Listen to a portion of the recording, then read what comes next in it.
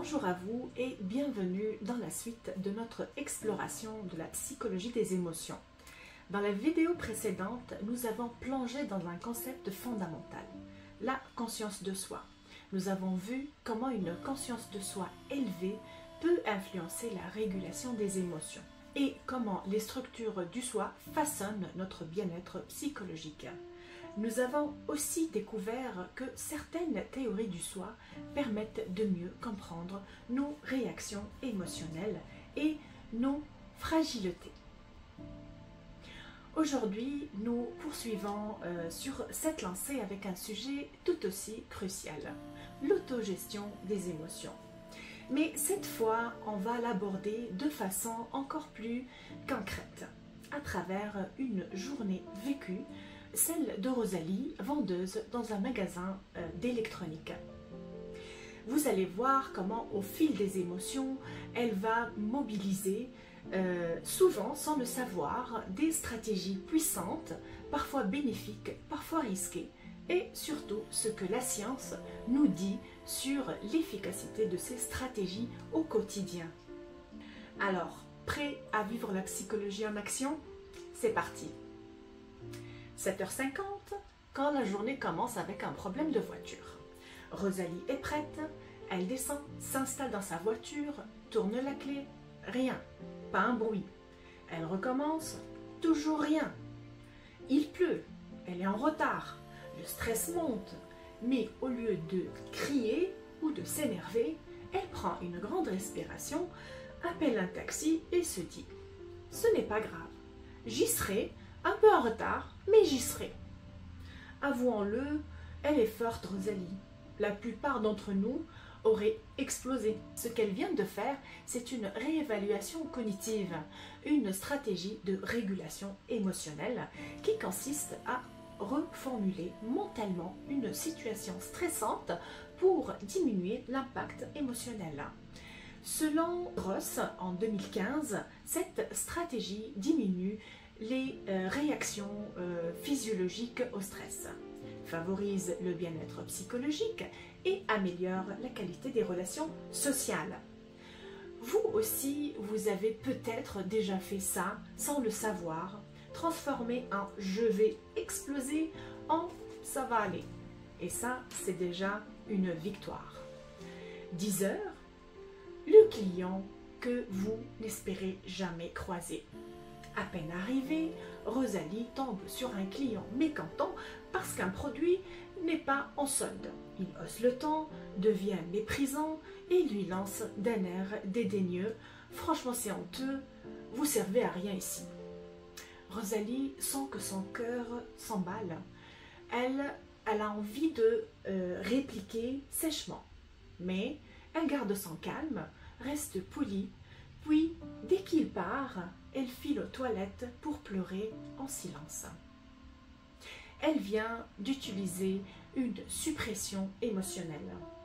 Elle inhibe ses émotions extérieurement tout en les subissant intérieurement. Gross, 2015, a démontré que cette stratégie augmente la charge physiologique, rythme cardiaque, tension, puise les ressources cognitives et détériore les relations sociales à long terme. Imaginez faire cela tout le temps avec une amie. Toujours encaisser, ne jamais exprimer ce que vous ressentiez, le lien finit par s'effriter, même sans dispute. Parfois, vous croyez garder votre calme. En réalité, vous vous transformiez en cocotte-minute. Et tôt ou tard, ça déborde. 13h15, la pause qui change tout. Rosalie souffle enfin. Sa collègue lui offre un café. Elle rit, parle des séries absurdes et de clients complètement lunaires. Avec un peu de recul, ce genre de discussion devient presque thérapeutique. Ces moments de légèreté active, ce que Barbara Fredrickson, 2013, appelle les émotions positives, élargissent notre capacité à penser et à agir de manière créative, nourrissent des ressources durables, confiance en soi, souplesse mentale, résilience, et aide à récupérer plus vite après un stress. C'est pourquoi il est si important de passer du temps avec des personnes joyeuses, positives et pleines d'énergie constructive. Grâce à cette pause, Rosalie revient sur le plancher plus détendue, plus patiente et même capable de désamorcer une nouvelle situation tendue avec un autre client. Morale, ce n'est pas toujours une révélation spirituelle qui vous sauve. Parfois, c'est juste un fou rire autour d'un café. Il est 16 h de l'après-midi, le texto qui secoue. En triant des papiers, Rosalie reçoit un message. « Je pense qu'on devrait faire une pause ce week-end. J'ai besoin de réfléchir. » C'était son copain. Direct, brutal. Elle sent un choc, l'angoisse monte. « J'ai dû faire quelque chose de mal, » se dit-elle. Mais très vite, elle se reprend. Peut-être qu'il a juste besoin d'espace. Moi, je vais me concentrer sur moi. Je peux gérer ça. Ici, elle utilise encore une réévaluation cognitive, mais elle mobilise aussi une illusion positive. Elle se voit plus forte, plus capable, plus confiante qu'elle ne l'est peut-être vraiment. Et c'est une excellente chose. Shelley Taylor, en 2003, a montré que les illusions positives favorisent l'adaptation psychologique. Une évaluation positive de soi, même un peu exagérée, une perception de contrôle amplifiée, un optimisme irréaliste, ces biais cognitifs peuvent nous aider à faire face aux coups durs de la vie et même améliorer votre santé. Oui, vous avez bien entendu. Dans une étude de Tyler Kemeney et ses collègues 2000, des hommes séropositifs ayant une vision optimiste de leur état de santé ont vécu plus longtemps que ceux ayant une perception plus réaliste. Pourquoi?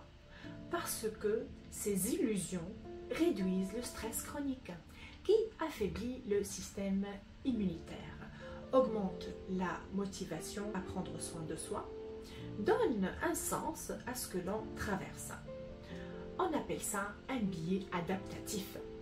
Ce n'est pas toujours la vérité brute qui nous protège, mais la façon dont on choisit d'y croire. En résumé, croire en vous, même un peu trop, peut littéralement vous faire du bien. 19 h, la boucle est bouclée. Rosalie rentre chez elle, lessivée mais fière. Devant le miroir, elle se dit « J'ai géré, pas parfaitement, mais j'ai tenu le coup. » Elle renforce ainsi son estime de soi et active ce que Daisy et Ryan 2000 appellent la motivation autodéterminée. Agir pour soi, par choix personnel. Selon leurs travaux, cette forme de motivation renforce le bien-être psychologique, augmente la persévérance et favorise un sentiment de cohérence intérieure. En résumé, à travers la journée de Rosalie, nous avons découvert plusieurs stratégies d'autogestion émotionnelle. Réévaluation cognitive, transformer sa perception pour réduire l'émotion, Gross 2015. Suppression émotionnelle, utile sur le moment mais coûteuse à long terme. Émotions positives, elles élargissent nos ressources. Fredrickson en 2013 et les illusions positives, croire en soi, c'est parfois plus puissant que d'avoir raison. Tyler 2003. Le but n'est pas de fuir les émotions négatives, mais d'apprendre à les traverser intelligemment sans se laisser submerger. Prochaine vidéo. Et si votre motivation venait de qui vous êtes? Dans la prochaine vidéo, nous explorons le soi comme moteur de nos actions. Comment votre identité influence-t-elle vos choix? Qu'est-ce que la motivation intrinsèque? Et pourquoi l'autodétermination est la clé pour avancer sans s'épuiser. Prêt à faire équipe avec vous-même? Alors, on se retrouve très vite.